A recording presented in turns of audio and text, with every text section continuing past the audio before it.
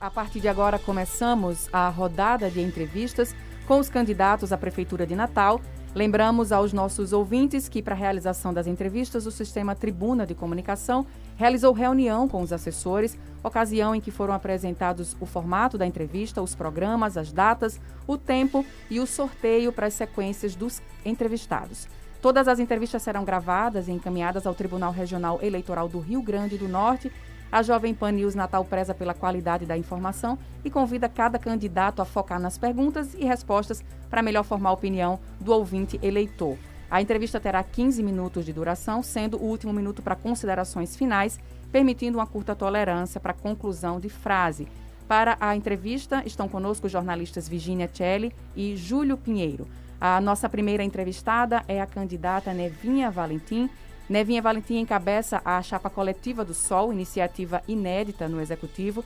Tem 61 anos, é casada, bancária aposentada, formada em História pela Universidade Federal do Rio Grande do Norte.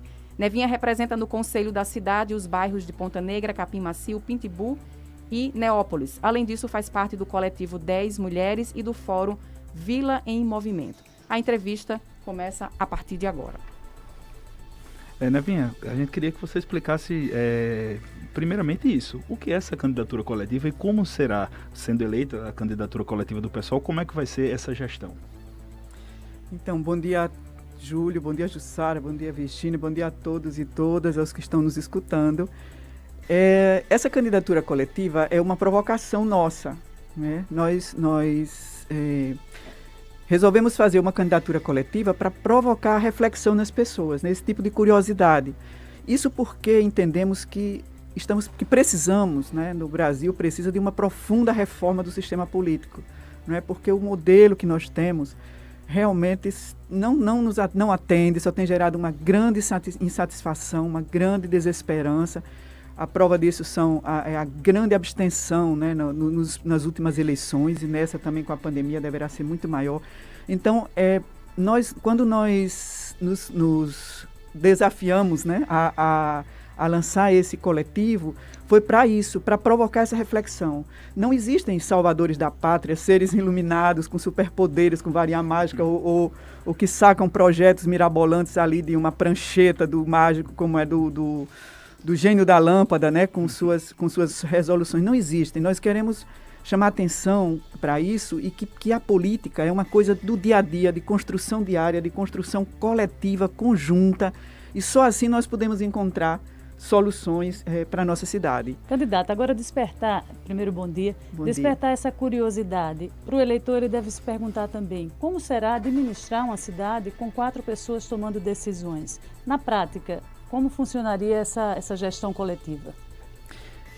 As pessoas sempre perguntam isso, vocês perguntaram até, e o salário? Vai ser quadro? Uma pergunta que eu ia fazer também, inclusive, e o salário? É o seguinte, na verdade seremos 4, vamos dizer, 3 co-prefeitas e 1 co-prefeito, né? Todos com a mesma função. Nós aprendemos desde cedo, de criança, lá no fundamental, e as nossas mães e avós ensinando, uninha só não faz verão. E ninguém decide sozinho, ninguém caminha nada sozinho. Então, 4 pessoas correm o risco de errar menos. Aí alguém diz assim, mas se alguém viaja, alguém é da gente, hoje tem internet, tem telefone, é possível conversar, não precisa estar todo mundo na mesma casa, no mesmo momento, é preciso conversar e encaminhar as coisas. E nós sabemos que na prática tudo acontece assim. E é por isso que... E também tem uma outra coisa que a gente gosta de chamar atenção, além da questão de ser dessa forma coletiva, além de sermos os 4 numa função só, né, de termos o mesmo status, né? Ninguém é diferente, portanto vai ser secretário disso. Não. Somos co-prefeitas e um co-prefeito. É o mesmo status e a mesma função para pensar a cidade. E o salário? O salário é dividido, como acontece nos mandatos coletivos que o pessoal já tem no Legislativo, tanto em São Paulo quanto em Pernambuco. Nevinha, também ia ser uma pergunta que Virginia ia fazer, mas vai ficar para mim mesmo saber sobre, no plano de governo de vocês, tem a previsão de que metade dos cargos sejam ocupados por mulheres. O porquê dessa decisão? Primeiro porque nós mulheres somos maioria da população. né? Somos mais de 53% da população aqui de Natal. Depois, porque é preciso mudar, romper a cultura, né? A cultura que está cristalizada de diversas formas. É como se só homens de determinados estratos sociais, fossem capazes de gerir a cidade. E nós sabemos que não é assim. Por isso é preciso criar essas condições para que as mulheres realmente assumam essas funções. Já teria esses nomes, candidata, porque a gente vê a dificuldade que os partidos têm até para compor aquela cota que é exigida para a formação, para a disputa das eleições. Imagine para formar uma equipe de secretários, que hoje tem um quadro em torno de 21 secretarias no município. O pessoal já tem esses nomes da equipe? Esses nomes, assim, não temos os nomes, porque esses nomes serão discutidos com os movimentos populares, porque a nossa proposta é de gestão compartilhada e trazer esses segmentos historicamente excluídos para dentro da gestão. Então, esses nomes serão discutidos com esses segmentos, além de também priorizar servidoras de carreira. As mulheres, as pessoas que estão trabalhando no município, que conhecem como ninguém o funcionamento da cidade e da máquina administrativa, toda a legislação envolvida nas políticas públicas, essas pessoas precisam ser, como que a gente diz, nesse caso seriam ascenderem a essa função, né? Porque o que nós vemos é muitas vezes a autoestima dos servidores fica lá embaixo, porque eles jamais vão poder ocupar uma função dessas, né? Então chega sempre alguém de fora, nomeado por um grupo político, por determinado interesse, ocupa aquela secretaria e mais aquela criatura que chega estranha, é um estranho no ninho, né, que cria aquele desconforto e vai precisar da assessoria dos servidores. Então, é preciso colocar os servidores de carreira que realmente conhecem a cidade, que conhecem o funcionamento para assumirem essas funções. Nevinha, como proposta para o transporte público, né, a candidatura do PSOL propõe a criação de um fundo municipal destinado a investimentos na melhoria do sistema de transporte, redução de tarifas e cobertura de gratuidades, além de garantir o funcionamento de transporte público 24 horas em todas as zonas da cidade. Bom, né, isso é uma questão que a gente tem. De onde virão os recursos para abastecer esse fundo e se já foi estudado a viabilidade econômica de conseguir fazer com que essas linhas de 24 horas circulem em todas as regiões da cidade? Existem estudos, não nossos, nós não temos estrutura, não vamos chegar inventando aqui, nem falando, como é que se diz, banalidades, né? Existem estudos da Universidade Federal, né, junto com as secretarias, que o custo mensal por pessoa seria R$25.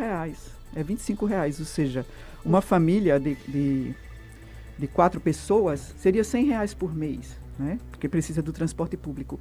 Então, é perfeitamente possível encontrar solução para isso. Agora, esse fundo, claro, ele precisa ser constituído de forma paulatina, discutida e sendo construída conjuntamente com a sociedade, conversando e avaliando bem direitinho quais as fontes que poderão financiar esse.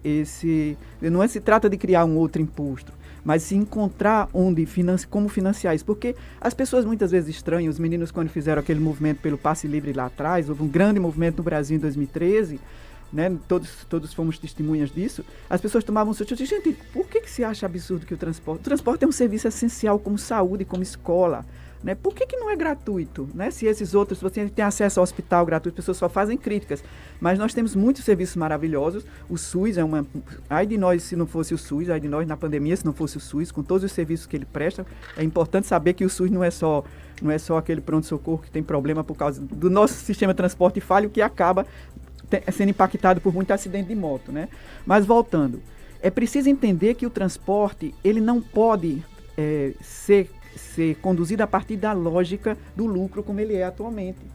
Porque se o transporte é conduzido como ele é conduzido, da forma que é uma empresa que precisa ter lucro para sobreviver, é uma regra de mercado, né? O que acontece? Na hora que tem um problema, como foi a questão salarial, então a população fica refém disso. Então é preciso pensar esse sistema a partir de uma outra lógica. Desculpa interromper, Nevinha, mas para fazer uma licitação, as empresas têm que ter um interesse econômico para que elas possam disputar, enfim, para conseguir operacionalizar esse serviço. Então, como fazer fazer com que esse serviço seja atrativo às empresas se não há uma perspectiva de lucro? Hoje o custo, só para complementar, o custo de saída desse sistema hoje na capital é de 8 milhões mês. Então é um recurso bem significativo para se oferecer uma tarifa gratuita. Exato. Agora, vejamos. A prefeitura fez a licitação, deu deserto, né?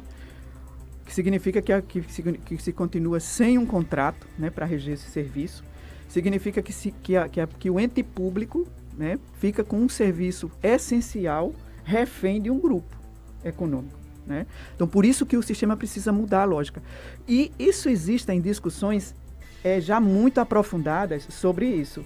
E a ideia, por exemplo, se as empresas não comparecem na licitação, a prefeitura pode perfeitamente dizer: Júlio, você tem um micro-ônibus, você tem uma van, você quer fazer o transporte para o município? As regras são essas. E estabelece um contrato com as regras. E pode até, inclusive, baratear isso. Mas, candidato, para uma cidade com quase 900 mil habitantes, Natal é uma cidade de médio porte, trabalhar um sistema, como a senhora está colocando, não seria um ato amadorístico? Não necessariamente, Virginia, porque é preciso pensar. Isso é uma coisa emergencial. Então, no momento que nós vivemos agora. Então, isso seria uma coisa emergencial. Agora, é preciso pensar numa mobilidade sustentável. Natal começou, Natal precisaria ter um plano diretor de mobilidade em 2009. Na revisão do plano diretor em 2007, ficou estabelecido ali no plano diretor que com 2 anos a cidade precisaria de um plano diretor de mobilidade, ou seja, em 2009. E vieram os recursos da Copa do Mundo, né? E o que se fez disso? Nada. Não se fez nada. Nem se fez o plano diretor de mobilidade para discutir que cidade, que transporte, inclusive metropolitano, né? Que não adianta pensar em Natal, só Natal, né? Natal é conurbada com diversas cidades. Então, não se fez essa discussão, né? Veio começar agora em 2015, depois que passou, se começou e parou a discussão do plano diretor de mobilidade para poder se pensar que transporte Natal precisa realmente, né? E aí, perdemos os recursos da época da Copa do Mundo, né? A tamanha, como é que se diz? E o mais incrível disso é como é o Arena, que a gente tinha um estádio, um ginásio e uma creche, um espaço público, e perdemos, né, para uma dívida de 20 anos. Então, é essa lógica que nós, enquanto pessoal, queremos reverter. É preciso pensar a cidade a partir de um outro ponto de vista. Quando a gente fala na questão dessas contratações desses serviços, é que é possível fazer isso de uma forma emergencial, é possível, inclusive, a partir disso, gerar emprego e renda para as pessoas, mas é preciso ter a responsabilidade de pensar a cidade e de pensar um transporte coletivo sustentável. A gente pode ter, já se fez discussão de ônibus elétricos, de bondes elétricos, né? Quem estuda esse assunto, antigamente Natal era uma cidade moderníssima que tinha bonde elétrico. Tudo foi desmontado para se usar esse tipo de ônibus.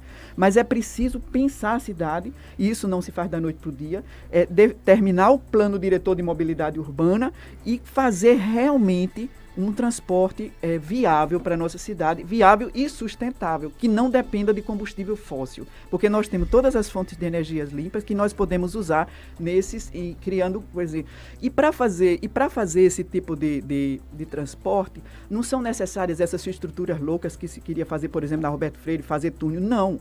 Hoje em dia, esse transporte ele é feito, e as vias de Natal comportam perfeitamente isso. Você coloca um trilho ou 2 trilhos, onde aquele veículo ele desliza e pode conviver com bicicleta, com carro, com tudo que você quiser. E nem precisa desativar o ônibus também, não. É preciso também, essa história dos ônibus, do custo dos ônibus, é preciso também que se consiga realmente, porque como não existe essa relação com a prefeitura, ela não está, por causa da ausência de licitação, ela não está, como é que se diz, definida em contrato, então nem se pode sequer avaliar direito isso. É um dos grandes gargalos da nossa cidade.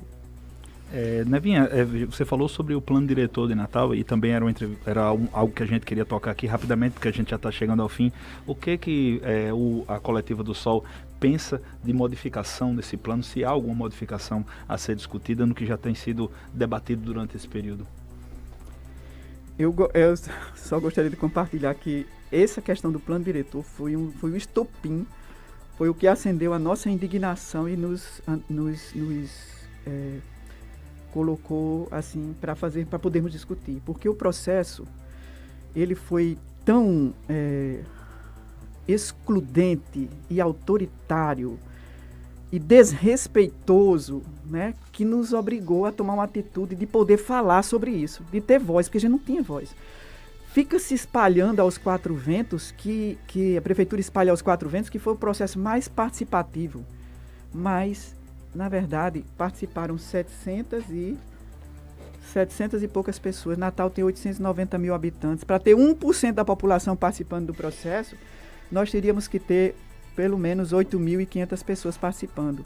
Então, foi um processo excludente, autoritário, desrespeitoso com a população, especialmente a população da Orla. E eu acho de um tremendo provincianismo brega querer botar prédio na praia. Candidata, infelizmente o nosso tempo está chegando ao fim, a senhora tem 1 minuto para as considerações finais. Eu só gostaria de convidar as pessoas para nos seguirem nas redes sociais, Coletiva do Sol, PSOL, né, e nos ajudar a construir conjuntamente uma cidade solidária, inclusiva, fraterna, sustentável, enfim, uma cidade do bem viver. E eu convido as pessoas a estudarem um pouquinho, verem um pouquinho, pesquisarem o que é o bem viver. Nós agradecemos a candidata Nevinha Valentim pela participação.